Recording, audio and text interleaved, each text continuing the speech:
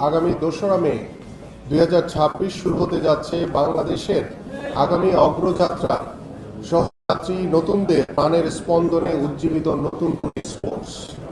প্রিয় সাংবাদিক বন্ধুগণ, শহীদ প্রেসিডেন্ট জিয়াউর রহমান স্বপ্ন দেখতেন এমন এক প্রজন্মের যারা সুনাগরিক হিসেবে গড়ে ওঠার পাশাপাশি বিশ্ব মঞ্চে লাল সবুজের পতাকাকে উঁচিয়ে ধরবে। তার হাতে গড়া এই যুব ক্রীড়া মন্ত্রণালয় এবং পরবর্তীতে সাবেক প্রধানমন্ত্রী বেগম খালেদা জিয়ার সহযোগিতায় এগিয়ে যাওয়া জাতীয় ক্রীড়া পরিষদের সেই গৌরবময় ঐতিহ্যকে ধারণ করেই আমরা সামনে এগিয়ে যাচ্ছি। সম্মানিত সাংবাদিক ভাইয়েরা এবং বোনেরা, আমাদের শিশু কিশোরদের মানসিক বিকাশ এবং সুস্থ জীবনধারার লক্ষ্য নিয়ে কাজ করছে নতুন করে স্পোর্টস। আজকের দিনে ভার্চুয়াল জগতের নেশা তরুণ প্রজন্মকে তিলে তিলে গ্রাস করছে। এই আসক্তি থেকে তাদেরকে ফিরিয়ে আনতে এবং সব ধরনের অসামাজিক পথ থেকে দূরে রাখতে মাঠে খেলার কোনো বিকল্প নেই। আমরা চাই অলসতার স্থবিরতা ভেঙে আমাদের সন্তানরা হয়ে উঠুক প্রাণবন্ত ও সৃজনশীল। খেলাধুলার মাধ্যমে তাদের শারীরিক ও মানসিক শক্তি বৃদ্ধি করাই আমাদের মূল লক্ষ্য। এই মহৎ যাত্রায় আপনাদের ইতিবাচক সহযোগিতা এবং প্রচার একান্তভাবে কাম্য।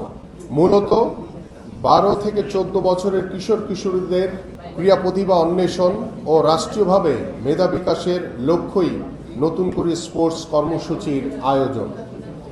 8টি ইভেন্টে তথা ফুটবল, ক্রিকেট, কাবাডি, অ্যাথলেটিক্স, দাবা, ব্যাডমিন্টন, সাঁতার ও মার্শাল আর্ট প্রতিযোগিতার মাধ্যমে প্রতিভা বাছাইয়ের এই কার্যক্রম চলমান থাকবে এবং শুরু হবে ইনশাআল্লাহ।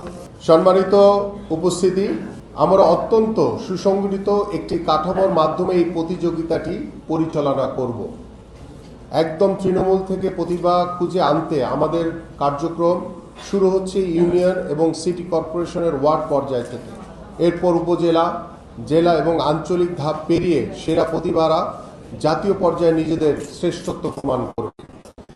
সমগ্র বাংলাদেশকে আমরা 10টি শক্তিশালী অঞ্চলে বিভক্ত করেছি, যার মধ্যে ঢাকা, ফরিদপুর, চট্টগ্রাম, কুমিল্লা, রংপুর, খুলনা, বরিশাল, সিলেট, রাজশাহী এবং ময়মনসিংহ অন্তর্ভুক্ত রয়েছে।